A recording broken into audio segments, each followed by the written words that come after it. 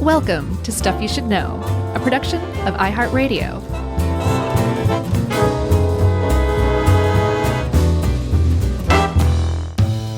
Hey, and welcome to the podcast. I'm Josh, and there's Chuck, and Jerry's not here, but Chuck is, and Chuck's new nickname is Poopy McGee. Actually, Pukey McGee. Not both? No. Well, that's good. Here's the story, everybody. I went to Mexico City again and got sick again, thankfully at the end. And I couldn't record yesterday, but we were in danger of missing a published date for the first time. Yes. In 17 years? Grave danger, I would say. Like, it's Wednesday at 3, and we need an episode for tomorrow at 5 a.m.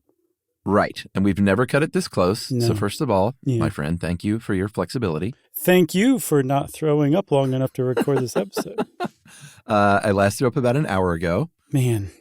And the main problem is, it's just, I've been in like a fugue state, man. I have nothing in my body for 3 days now. Yeah?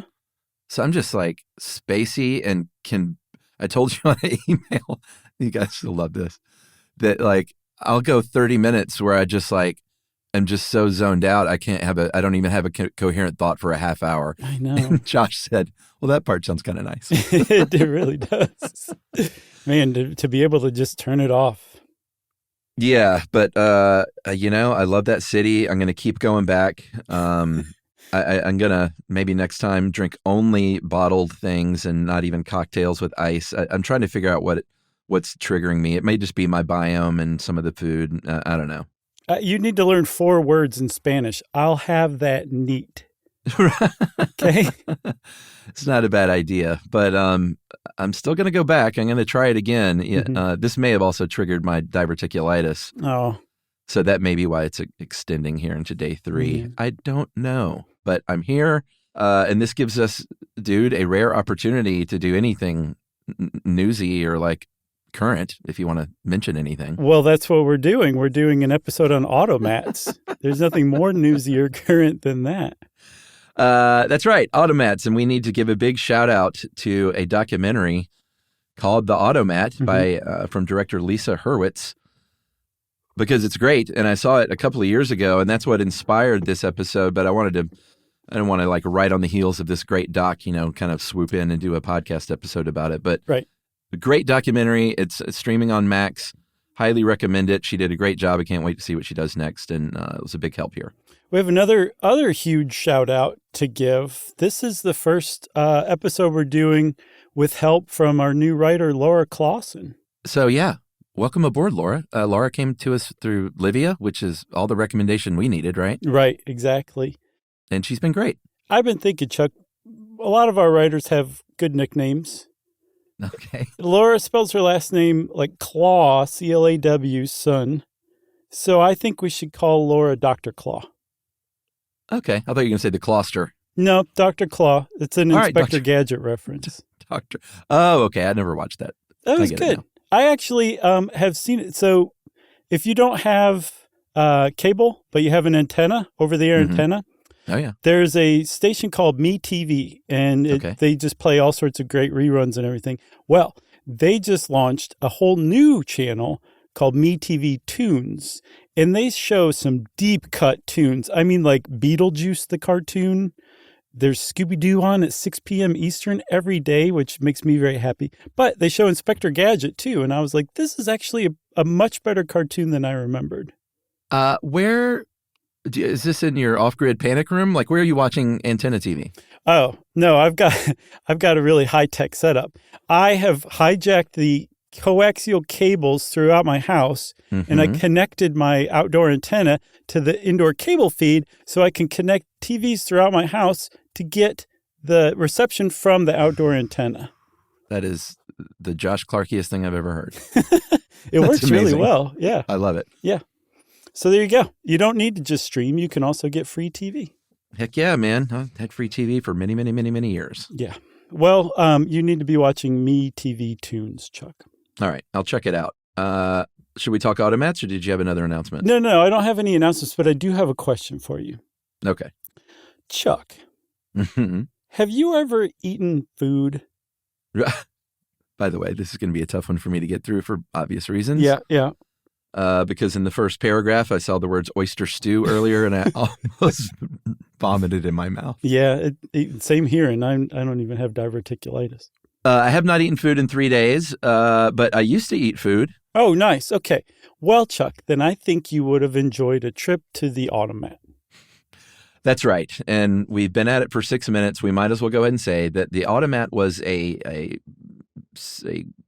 grouping of chain restaurants, self-serve restaurants, sort of like a cafeteria, but instead of being served in a line where people would dump food on a tray, they had these walls filled with glass-fronted compartments, and you would put in some money in a slot, and you would open the door and get your piece of pie or your chicken pot pie or your pot roast or whatever have you.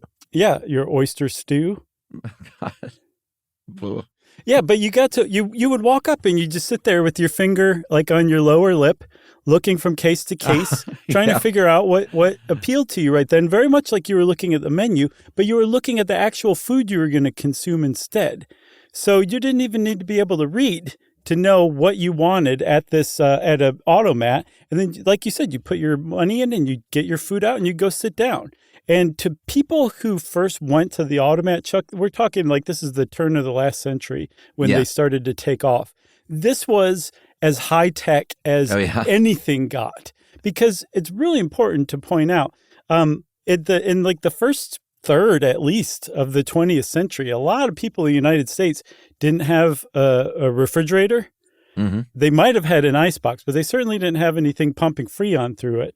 No cable TV. No cable TV. Not even over-the-air antennas in some cases. Yeah. No Beetlejuice the cartoon. And they also might not even have electricity in their homes. So the idea of this futuristic serve yourself out of a glass case that's lit kind of experience was a really big deal.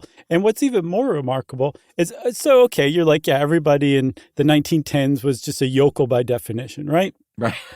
These things lasted until the 1960s, and they were still viewed as these amazing places to go eat. Yeah, I mean, the last one, this is remarkable. The very last one in New York closed in 91.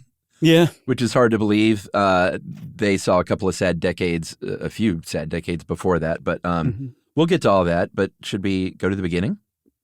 Yeah, let's start at the beginning. That seems appropriate. And where else are we going to go but our old friend, Germany? Because the first automat popped up in Berlin in 1895, and the word automat was just more of a general term for a vending machine in Germany. But it won a gold medal a couple of years later at the Brussels World Fair. Europe kind of got into them a little bit, and they spread around Europe over the next 5 or so years before making the leap to the United States.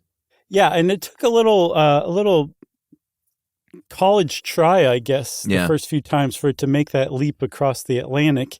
And it was two guys, Joseph Horn and Frank Harder, whose last names would become synonymous with automats. In fact, depending on what city you were in, you would probably refer to the automat as a Horn and Hardart. That's just, they were like the Kleenex of automats, essentially, right? Yeah.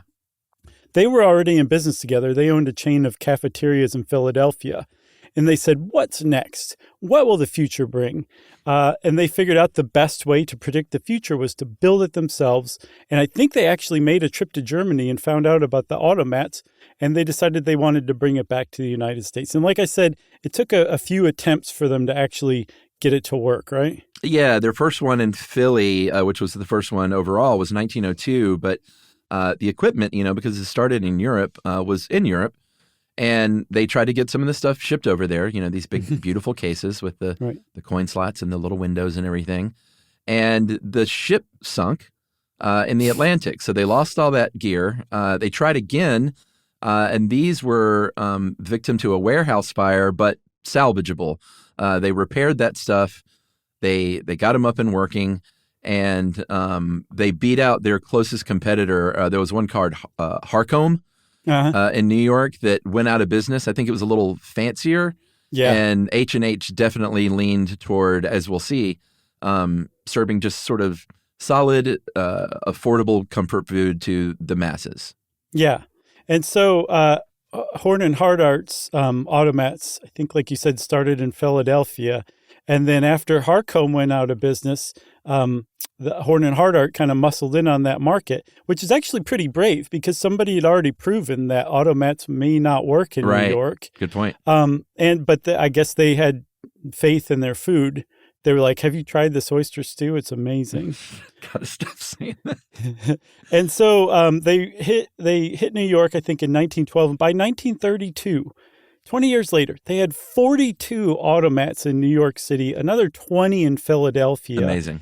And H&H became the largest restaurant chain in the entire United States. And the United States was big at the time.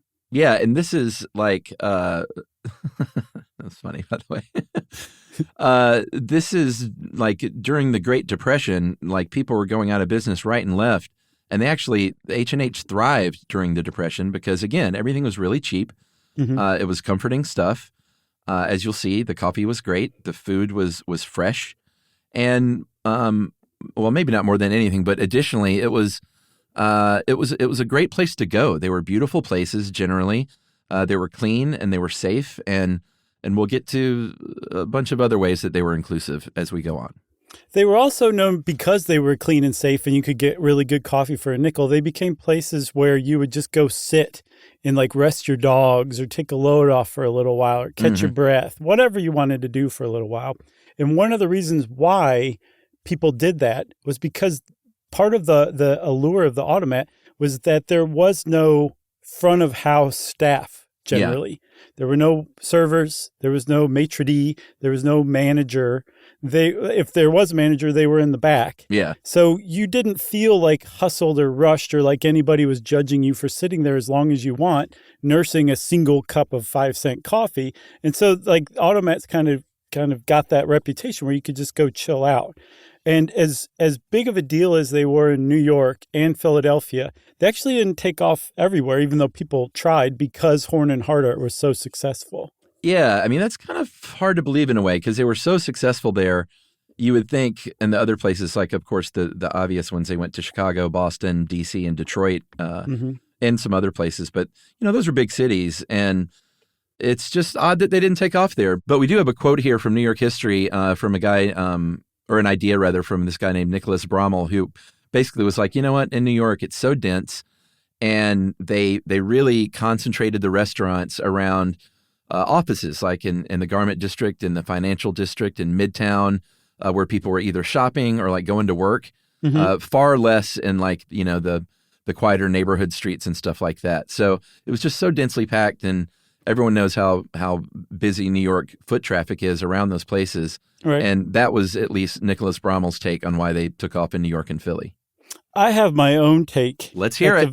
At the very least, in Detroit, it didn't work because of the name they used for the restaurant. The automat in Detroit was called Automatic Lunchroom Number 1. I mean, that's like the cereal. It's like a plain white box that says Bran Flakes in just black font. Yeah. Or beer, like that beer can you got me that time. Oh, yeah. I mean, I kind of like the off-brand stuff. But yeah, that's definitely weirdly vague. That's not off-brand. That's off-brand. Awful. You want to take a break? Yeah, let's take a break. We'll be right back. Take a break so you can go throw up.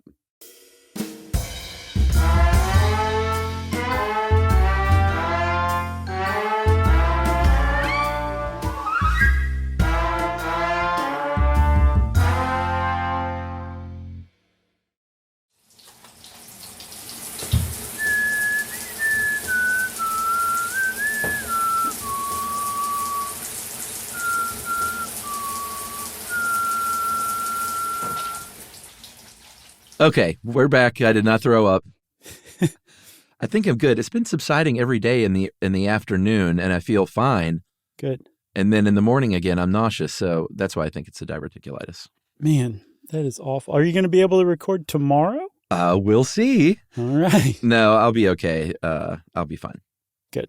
I'm going to do a lot of studying after this. Okay, good.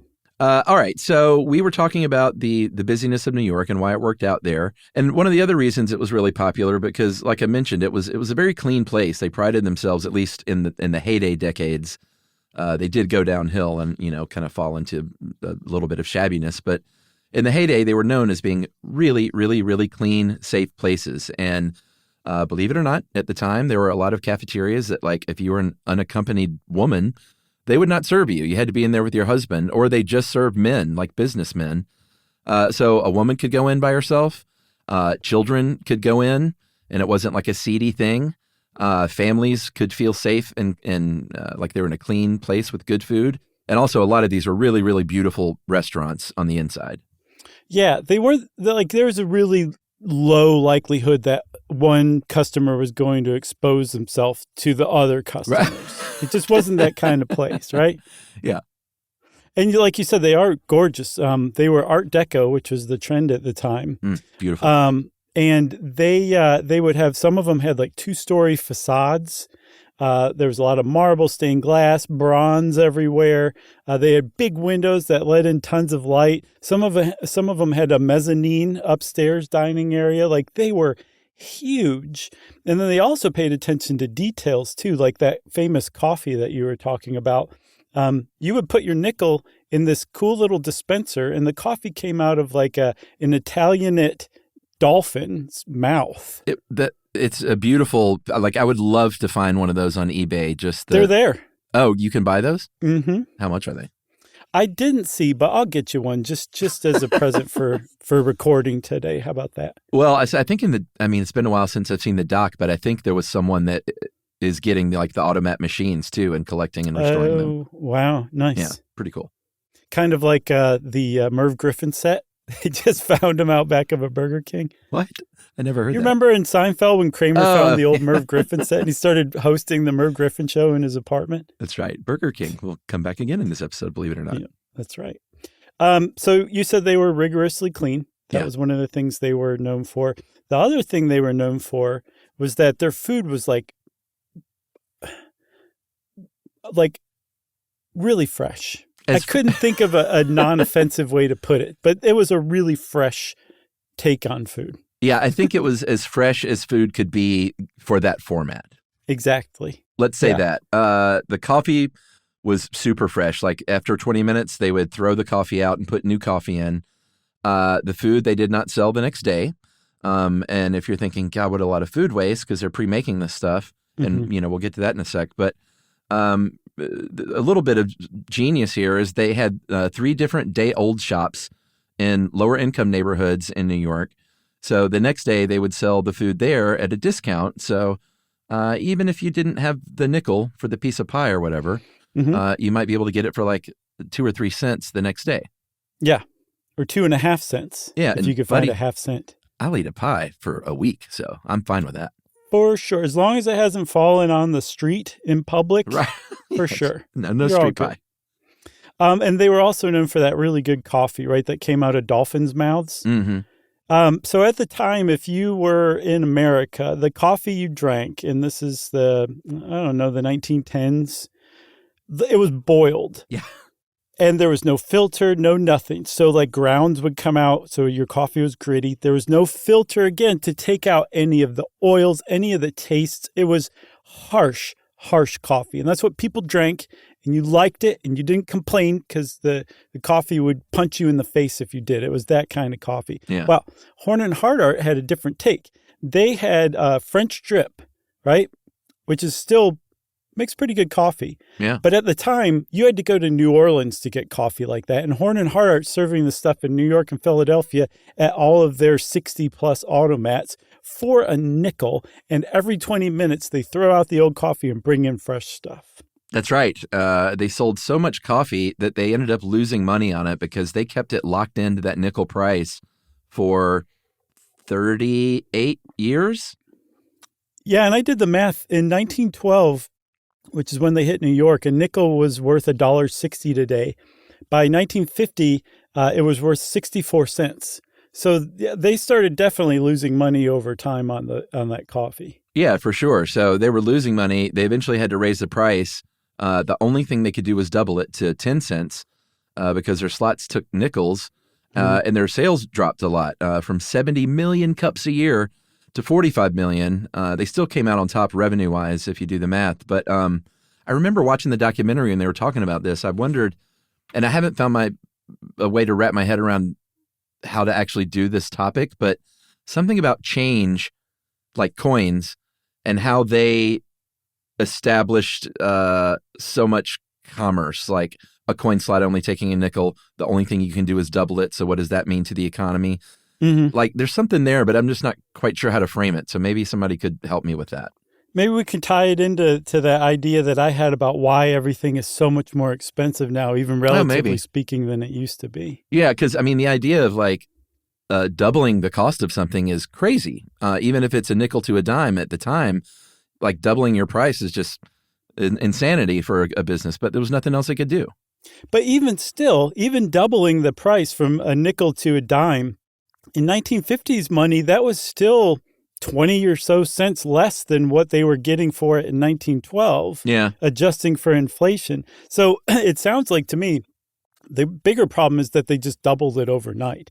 And again, that's all they could do because their slots only took nickels. Yeah. So that's what they had to deal with. But like you said, even still, they came out on top revenue-wise. But I get the impression that there were probably a lot of grumblers over that kind of thing who really just took super good, cheap coffee for granted. And frankly, shame on them. Yeah. They also sold a lot of pie. And I do remember this from the doc. Pie was a very big deal at H&H. Mm-hmm. In 1964, here's a pretty fun stat. They sold an average of 822 pieces of pie in New York City between 8 and 11 a.m. Mm-hmm. And there are some people who said, some historians that have said that, I don't know about this, but maybe, that there was a desire for people to do things like eat pie for breakfast. But if you had to order it from a server, you might be like, oh, I can't order apple pie for breakfast. Right. I guess I'll have the pancakes with apples on it. Yeah, exactly. But at the automat, you could just do it on the down low and be quiet about it. I didn't know people would be judgy like that back then, but maybe. Yeah. I think because they were pretty proper back then too, Pie for breakfast? Even today, though, I went and looked. I was like, okay, surely our attitudes have changed. No, they haven't. If you look up breakfast pies, it's all like, quiches. Breakfast stuff, but in like a pie shell or something like that. There's no one out there eating actual pie for breakfast. It's insane. Yeah, because it's a dessert. It's a little weird. For sure. I like the idea, but it is a dessert. You can make the case that almost all breakfast foods are desserts in the United States, man. Have you heard of like IHOP? So after your steak dinner, you get a bacon, egg, and cheese biscuit? Exactly. I would. That sounds good. Although I don't like biscuits very much as a sandwich. I like a biscuit on its own. Like say at Cracker Barrel, if you get biscuits and honey, really good. But if you take that biscuit, cut it in half, and put anything like an egg or cheese or something on it, I'm like, this is grody. Oh, give me an English muffin. Make it a mix. Wow. Okay. Yeah, for sure. Never knew that. All right. Still getting to know each other after all these years. All right. So let's talk a little bit about the nickel throwers, because if you're going to require a bunch of nickels, you're going to have a bunch of nickels. Mm-hmm. And you don't often come in with a bunch of nickels as a consumer. So they had change people. They were women, basically. They called them nickel throwers. Yeah. And they just sat there all day long, shoving nickels across the counter, just like when I would go to the 99-cent movie when I was a kid. They had a big stack of tickets and a big stack of pennies, and they would just shove it back to you in the window. And it was always a lot of fun, I thought. That's funny. So I guess they decided that 99-cent price really brought people in more than a $1 movie would, huh? Maybe. And I'm curious how much they would lose in a year on those pennies. I don't know. One of the things, though, Chuck, did you see, I guess in the documentary, the nickel throwers and like the glass bubble fronted things that they said, and they look like fortune tellers. Yeah, it's pretty funny. But it was part of that whole ornate look to everything. Like just most of those places were really pretty. Yeah, absolutely. And like you said, it conveyed a sense of the future. Like kids loved it for that reason, because it was like being in the Jetsons or something. But kids also loved it because that gave them a sense of autonomy to go in there and get a couple of nickels from their parents and to be able to walk up and pick something out. You got to read that Neil Simon quote. It's great. Neil Simon. I take issue with this quote, or the end of it. Oh, okay. Neil Simon, the great Neil Simon, said this when he was a child about going there, or as an adult about going there as a child. To have your own stack of nickels placed in your tiny hands, to be able to choose your own food richly on display like museum pieces, to make quick and final decisions at the age of 8, that was a lesson in financial dealings that not even 2 years at the Wharton School could buy today. Maybe a little hyperbole there. You think that's hyperbolic? Yeah, probably so. But it is a pretty great quote for sure. It's very sweet. So one of the things, though, is including people like Neil Simon and other people who were interviewed in the Automat documentary, people tend to remember the food as like good. And it's entirely possible it was for a while, but the longer you go along in the history of the Automat, the worse the food probably got for a little while. So it's not entirely clear that the food was actually good toward the end. And we can't really say because, again, the last one closed in 1991. And I'm guessing by the time that one closed, it probably wasn't too good. Right. You shouldn't really compare the food in general over the course of the history of the Automat to that last one. But I'm guessing it was probably pretty decent for a while based on some of the stuff I'm reading. I bet it was pretty good, if for no other reason than in the 1920s and 30s and 40s and 50s, they used real food.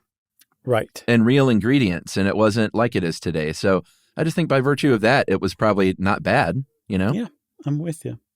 So, Chuck, I say we talk about how automated the Automat really was, because it turns out not really. It was really a facade. Literally, it was a facade of food that seemed to be mysteriously conjured out of nowhere, possibly by robots.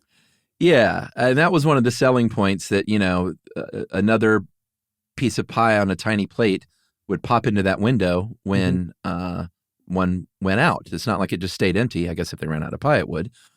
Or they probably put, something else in there. But they had a huge, actually a few different central commissaries in the city where they would make all this stuff. Mm-hmm. They would ship it over there. And they had tons and tons and tons of worker bees behind the scenes doing all that stuff. They had these rotating drums that would do the work of filling the actual slots, but there had to be someone filling those drums. So it wasn't a bunch of robots back there. It was not George Jetson. It was just a bunch of people plating stuff up and putting it in the drum to put in the window. Yeah, so say that you went up and you're like, I'm going to have that delicious bowl of bubbling, greasy oyster stew that's just sitting there looking at me in the face. I think one of those oysters might still be alive. That's how good it was, right? And you put your nickel in and you pulled a lever, correct? I don't remember if there was a lever, but that sounds about right. Or like you pulled like you were buying cigarettes as a kid when you were 14 in a coin-operated machine. That kind of lever is what I'm talking about, right? Well, I didn't like you did, but sure, I saw the bad kids doing that. Exactly. So you would do something like that, and then either it would open, like it would allow the little glass compartment window to open up so you could get your oyster stew or what have you from inside. Or it might rotate a drum, like you were saying, so that oyster stew was now available to you and you'd open the window. And then there would be an open compartment in the back of the drum that somebody who was working the back of the Automat cases would see was empty and would put a new thing of oyster stew in there, and then the whole thing would just continue. I also saw that some of them had a photo of the food, and that, you would like open the case and just pull it out, and then the people in back would notice that one was empty. But suffice to say, however the food came out, there was a way to see in the rear that compartment needed refilling. And one of the things Horn and Hardart was known for was employing armies of people who made sure that food was there, that the compartments were full, and that the food was fresh too, that the Salisbury steak wasn't getting jiggly. You know what I mean? I'm struggling. I'm sorry. I know you're doing it on purpose. It's all fun. That last part wasn't on purpose. For a while there, they didn't have hot windows. They just had the cold windows, so the hot food was served from a steam table. But it was not too long until they had the hot windows and the cold windows, or the hot cases probably. Right. How they treated their workers is a matter of debate.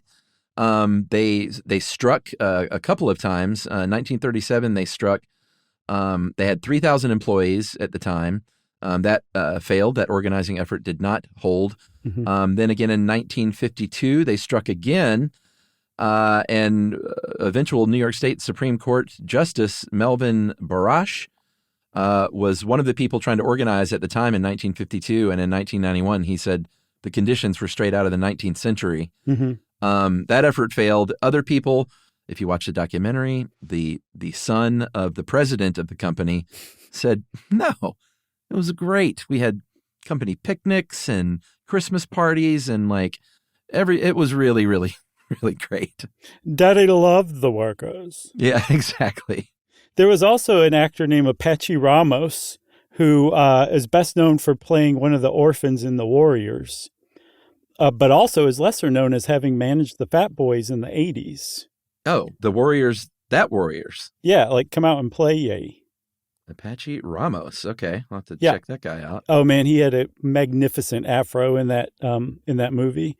Yep, I totally know exactly the guy. Yeah, what a great afro. But he also managed the Fat Boys. The Fat Boys Are Back. In the 80s. He worked at an automat, and so did his grandmother. I'm assuming one or the other got the other one the job. But he remembered that the Horn and Hardart would throw holiday parties for the workers' children around Christmas time. And oh, man, can you imagine how beautiful those places looked when they were decorated for Christmas parties in the 50s and 60s? People are if you could ever go back in time, what would you do? I would go to that Christmas party. Yeah, for sure. This reminds me of a childhood trauma that I suffered because growing up, my sister had a best friend whose father worked for Kraft Foods, and they had a big Kraft, they rented Six Flags or something. It was some big thing every year. Wow. My brother's best friend worked for Coca-Cola, and every year they had the big Coca-Cola picnic thing. I had nobody, and I never got to go. And every single year, I had to watch Scott and Michelle go to the Kraft event and the Coke event. Man, that's terrible. Yeah, it still sticks with me after all these years. Your friend Richie was like, well, my dad owns the tire shop, so you can come to that. We don't really have a party, but we stand around. Should we take another break? Yeah. All right, we'll take another break and talk about the inclusivity of the automat right after this.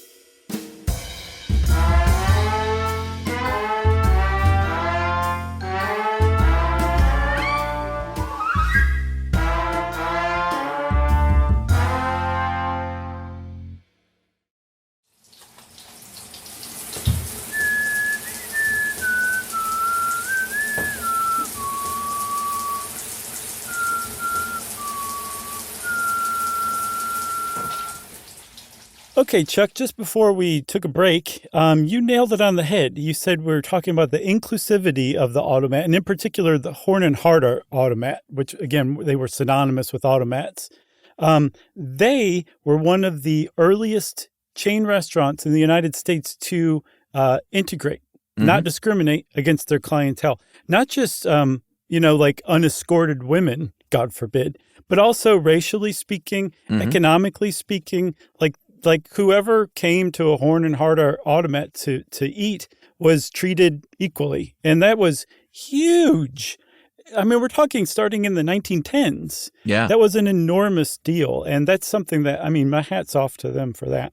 Yeah, for sure. They had a motto, which was serve everybody and serve everybody in the same way, which is a great quote. And Colin Powell, former Secretary of State, is in the documentary.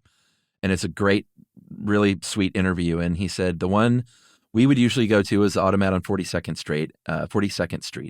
I never even thought about the fact that I'm a black kid. Should I go into Horn and Hardart? Is it okay to go to the automat? All the automats had that beautiful diversity that didn't exist in most of the rest of the country, of economic standing, of color, of ethnicity, of language. You never knew what you'd run into in an automat. Yeah. It's pretty cool. There was also a historian named Lisa Keller, I believe in the documentary, pointed out that if you were an immigrant, this was a great place for you to go because you just went and looked at the food and put your nickel in. You didn't really have to be able to read or speak English, and you could still get a good meal of oyster stew. I can't wait to see what Aaron Cooper does with this. Yeah. They were also known for their celebrity fans. They had there was one very famous Esquire spread. Of course, this is for Esquire, so it was all set up. But in 1951, Audrey Hepburn was photographed for Esquire. So cute. Shopping at an automat. Very cute. But in the documentary, Reiner and Brooks, Carl Reiner and Mel Brooks, love the automat, and they talk with great adoration about their childhood of going to those restaurants. Yeah, and James Dean, his favorite baked beans in the world were Horn and Hardart's baked beans. James Bean, more like. That's right. He really knew what he was talking about, too. That's how he died in that car accident. He was eating some baked beans at the time and lost control of the steering wheel. God. That's not true, everybody. We did a short stuff on it, so yeah, exactly. Don't at me. So I guess we're at the sad point, like so many of these episodes that we do on a cool thing from the past, where the decline begins. Right. The 1960s is when that started. Although they were still like a huge deal culturally, everyone knew about the automat. And I don't think we mentioned, at a certain point in New York City, they were so famous that it was like when you go to visit New York, you would go to an automat just for that experience. Right. Like how, when we were kids, you went to that city's like Hard Rock Cafe to get the T-shirt. Yeah, exactly. Remember that? Oh, man. Totally. Yeah. You wear it with your Panama Jack sunglasses and everybody at home would be like, you had a great summer, obviously. Oh, yeah. My band did a one gig at the Hard Rock Cafe here in Atlanta one time. Wow-wee. Yeah, did they put your guitar up under a glass case afterwards? They did. That'd be pretty sweet. They should. But the 60s is where things really started to struggle, even though they were, again, still popular culturally. Stockholders were involved by that point, obviously. Just revenues started dropping. The suburbs was a big cause of it. When people started moving out to the suburbs, offices and office complexes started getting built in the suburbs, and people started shopping at malls in the suburbs, and there were fewer and fewer people just, walking around New York doing things like shopping and going to their office. So it started to sort of slowly drop until they got a little weird with some of their ideas, right? Yeah, Wild West Room. I could not find a picture of that. But apparently one of the automats, this one in Times Square, they put a Wild West Room in 1966. I mean, I'm sure people would have gone crazy for that in 1966. Not a wild restroom. Right. That's every restroom in New York City. There's like a ton of potted plants and a tiger in there. Right. They also tried a beer garden. They tried the roller skate waiters thing. They tried live bands and dancing and stuff like that. But eventually, Horn and Hardart looked at each other and they said, well, this has clearly seen its best days. The silver lining is we are sitting on a bunch of really valuable real estate. I know, like 40 buildings in Manhattan. Yeah, so don't feel too bad. They were doing okay. No, but instead of selling them, they said, hey, I've got an idea. Let's remove the automat and put Burger Kings in instead. There you have it. Franchises. So that's where you would have gotten your old automat cases, is in the back of a Burger King. I was just about to improvise one of those terrible, terrible, terrible, terrible Burger King commercial songs. That's one of the big drawbacks to watching MeTV Tunes. Oh, is that on there too? There's this one Burger King ad that keeps playing over and over and over again. I had to hit myself in the knee with a hammer to get it out of my head. Well, it's this whole new campaign with the guy that's singing. Yeah. That can't sing. Please don't do it. No. I won't. That's like my oysters too. Well, I guess I won't do a song right now. Automat song. Actually, I know exactly why. Now we're even. Exactly. So yeah, I guess you can just, if you can mute the TV fast enough, then you can keep watching MeTV Tunes. Yeah. All right. So Burger Kings went in. Automats were going downhill. Another thing that happened was as they started going downhill, a different kind of shopper started coming in there. People that were itinerant, people that were unhoused, people that were vagrants and just sort of coming through town who knew that they could hang out there for that nickel cup of coffee for hours and hours and hours. Mm-hmm. And when that starts happening, families stop coming in, and it just creates this sort of vicious cycle where your clientele is different and it's not seen as that safe middle-class space any longer. No, and those same families, they're like, oh, let's go down to the automat, step in, and they're like, oh, it's seedy here. So they stopped coming in, which just reinforced the ability of like the homeless population to hang out in Horn and Hardart, Horn and Hardart's whole thing was serve everybody the same way. So as far as I ever saw, they weren't exactly rousting vagrants who were hanging out drinking like a cup of coffee. And it just was basically the same story as the inner city in the United States in the 60s and 70s. Once the suburbs rose and everybody moved out of there, and the neighborhoods and the communities that did survive had U.S. interstates built right through their neighborhoods, things just took a turn for the worse, and the automat was not immune to that whole thing. Yeah, another big part of that is like this huge central commissary kitchens where they were cooking all this stuff is an excellent, efficient way to do it when you are booming with business. Right. Once business drops and you're not needing to cook as much, all of a sudden the economy of scale isn't there any longer, and you have these huge places with fewer employees and less food being pumped out. Right. And it was just a downward spiral. It's very sad. Yep. So the other thing too is it's interesting, and I think it's kind of appropriate that Horn and Hardart got into fast food franchises, because the automat kind of helped lay the foundation for that. But rather than hundreds of different dishes, which is apparently what Horn and Hardart offered at each of their automats, fast food has like 10. And like, yes, you can have it your way, but really you can have it your way choosing from these 5 ingredients or whatever. Right. Yeah. And there were much like downscale, like surroundings. It was just like the automat's vision with all of the glitz and idealism removed from it. Then you have fast food franchises. Yeah, basically. That last one that closed in 91, it was the last one starting in 1977 at 200 East 42nd Street. So right there, sort of near Times Square. Sure. And it lasted 14 years on its own as a nostalgia piece, basically, before becoming a Gap. That's right. It's a Gap. What else? So like you said, if you went to New York, like you would go to the Empire State Building, you might go see a Broadway play, and you would go eat at an automat. That's just how iconic it was, right? It popped up like anytime you're trying to get across how New York your movie was, like there would be a scene in an automat or something like that. Yeah. Francis Ford Coppola apparently directed a movie in the 60s that featured an automat called Automat Now. It showed up in, I'm kidding. It showed up I get it now. I'm a little slow and foggy. Hey, I think you're doing magnificent for considering what you've been through the last couple of days, man. I've been through apocalypse now. Bugs Bunny went to an automat and the hair grows in Manhattan. That's right. The Flintstones, they even had a Flintstone automat in a 1962 episode. And there's a book that I think I've heard of, but I'd never read, from the Mixed Up Files of Mrs. Basil E. Frankweiler. That sounds familiar. Well, the thing that sounds familiar to me is that these kids hide out living in the Met, the Metropolitan Museum of Art in New York. Oh, that's Royal Tenenbaums. That's I guarantee that was an homage to that then. Yeah. But anyway, in this children's book, these kids are runaways and they live in Met. That's the Met, right? The Met isn't the Opera House; it's the art museum. The Metropolitan Museum of Art is the Met. Yeah. Okay, right. Well, one of the things that they do is they feed themselves by going to the automat. Oh, that's fun. And I did not know he totally. Yeah, let's call it an homage. You're kinder than I am. Oh, yeah. Wes Anderson does not rip stuff off. He lovingly pays homage to it.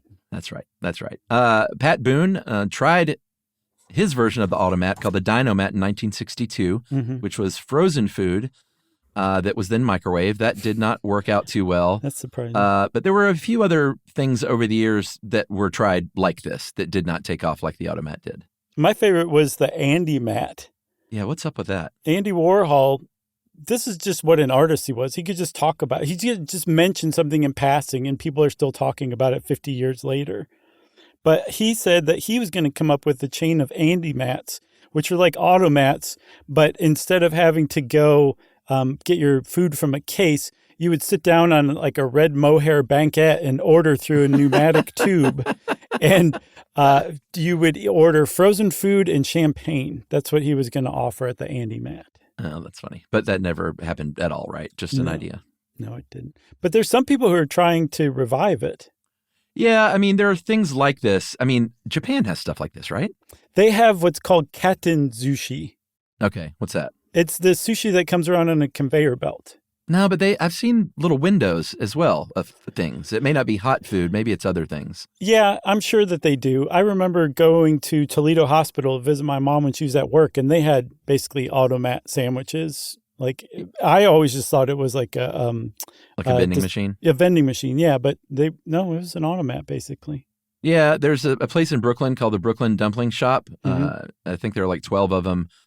And here in Canada, and I just looked up a picture of them, and they have these little automat kind of like Cubbies that you order through an app, like a locker system. And I've also seen, I think it was a Shark Tank product that I ended up seeing in a hotel where it's like a machine that gives you like a cheeseburger or a pizza, like, but made to order. Wow. So like you can say what kind of pizza you want, and it's just got this machine inside that'll, load it up with whatever and then bake it, and then it spits it out in 15 minutes or whatever. So things kind of like this, but not truly automat stuff. One of the things you can choose for that pizza maker is I don't want the cheese to scald the roof of my mouth. Right. And the pizza machine's like, yeah, sure. Definitely not. And then they have a hidden camera on you. Right. And spit out a picture of you going, ah! Yeah. Damn it. You got anything else? I have nothing else. I don't think I have to puke. I think this is the best I've felt in a few days, so hopefully that holds. Good. That makes me feel good about the effect I have on you. Yeah, just little Josh, little side cup of oyster stew. I'm back on my feet again. There you go. Well, since Chuck's back on his feet again, obviously anyone who's ever listened to this show before knows that he just unlocked listener mail. That's right. This is short and sweet. This is kind of fun because it's this is coming out tomorrow, and it's a correction on an episode that was just out. Awesome. So maybe for a change, we won't get like 400 emails from crafters. Okay. Oh, yeah. Hey, guys. R.E., the High Times episode, and Martha Stewart. Hodgepodge is a big jumble of things that don't go together. Mod Podge is the craft supply. Just don't want you to embarrass yourselves at the craft store. That is from Kelly. Mod Podge is what you use to glue together a big jumble of things that don't go together. Exactly. That's great, Kelly. Thank you, and to the other 1,000 of you who wrote in. It's nice to know that there are people out there still using Mod Podge. It's fun. Yeah. I mean, it's fun to say. And it's got a cute label, too.